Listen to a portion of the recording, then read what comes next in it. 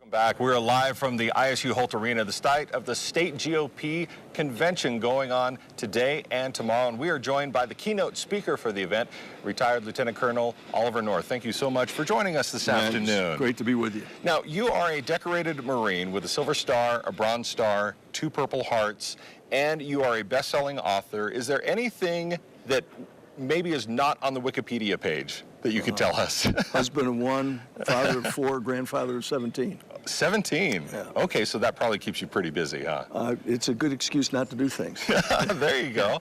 Yeah. Now, you did spend 20 years with the Marine Corps. Were there some lessons that you learned in the service that you're able to bring into civilian life that have just kind of stayed with you? Well, look, you learn accountability, you learn responsibility, you learn that a leader can't just give orders. A leader has got to lead from the front, no matter what anybody else says. You can't lead from behind by definition. You've got to be able to prove that you're a servant leader, that you're there to serve those that follow you. And you can't ask other people to do things you wouldn't do yourself, which kind of relates to a lot of the things I now do with the NRA. So, okay.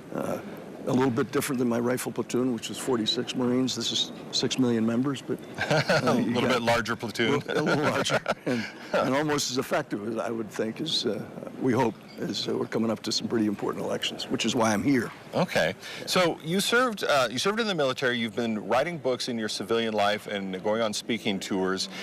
What advice do you have for military members who are making that transition from military life into civilian life? What advice would you have for them? Don't go into television if you're going bald. No. Can you tell me that 5 years ago? I did.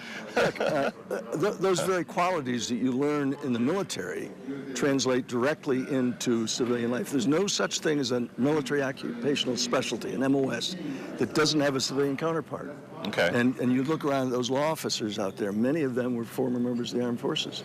And they learn a lot about how to take care of themselves, how to take care of other people. Most of what the military is about is taking care of other people and accomplishing whatever mission that particular organization has. And so all of those translate into success in business, just like the battlefield. Okay. And for people who, one thing that we've been dealing with and we've been hearing a lot about in the news is veteran suicide. Yeah. There is help for veterans, isn't there? Yes, there is. And one of the challenges we've got is that many of these young guys have post-traumatic stress. Post-traumatic stress happens to lots of people. If you're in a serious automobile accident where someone else is killed or very badly injured, you're going to have post-traumatic stress. And it's just like a broken finger. How you treat it is going to determine how well it heals.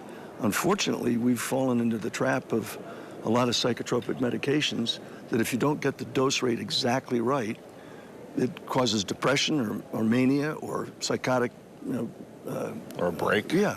And so the goal that you have, and I have a foundation that does a lot of this, Freedom Alliance, is we'll take those couples particularly and we'll put them in situations where they realize that it's a pair, you've got to work together. He's not just being nasty to you because he doesn't like you anymore. He's dealing with his own issues, and you've got to be taken care of too, both spouses, both mates. So a lot of those kinds of things affect the hiring of these guys. The number one thing that every veteran wants to be is productive. If he's been seriously wounded and disabled, and he goes to HR, and the HR people say, well, gosh, you've been in a war, I'd rather take the high school dropout than you. That's a mistake. And so one of our goals is to make sure that they can get a good job, they can provide for themselves. We've teamed up with the Gary Sinise Foundation, for example, to give houses to guys who need a specially enabled house. Okay. So those kinds of things make a big difference, but having the opportunity to get a good job and be productive matters most of all. Okay, sounds really good. Now we'll have more with Lieutenant Colonel Oliver North when we come back.